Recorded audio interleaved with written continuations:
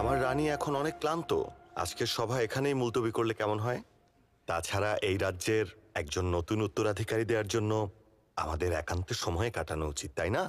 আপনাদের আশীর্বাদে কাল রাতে আমি কুমারত্ব হারিয়েছি। আমরা আপনার প্রেমময় সুখী দাম্পত্য জীবন কামনা করি। অনেক ধন্যবাদ। সম্রাটের মাথা কি গেছে নাকি? তাহলে আমরা আজকের সভা এখানেই শেষ করছি। আপনাকে ধন্যবাদ সম্রাট, আপনার সুখী জীবন কামনা করছি।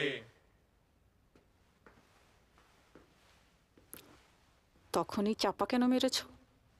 কাকে চাপা মেরেছি আমি? কাল আমাদের মধ্যে কিছুই হয়নি। আহারে সোনামণি, কাল তুমি এতই মদ গিলেছ যে বিয়ের প্রথম রাতের কথা বেমালুম ভুলে গেছো। কি বলছো তুমি? সত্যি বলতে, তুমি পানিতে পড়ার পর থেকে তোমার স্মৃতিশক্তিও লোপ পেয়েছে।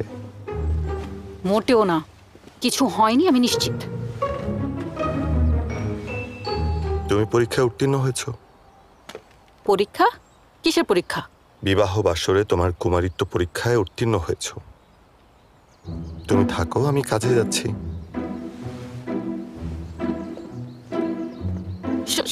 সম্রাট, আমাদের কথা শেষ হয়নি। মালিকা, আপনার প্রাসাদে যাওয়ার সময় হয়েছে।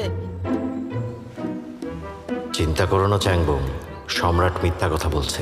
একটু ভেবে দেখো, অমন কিছু হলে তুমি টের পেতে। অমন কিছু ঘটার প্রশ্নই ওঠে না।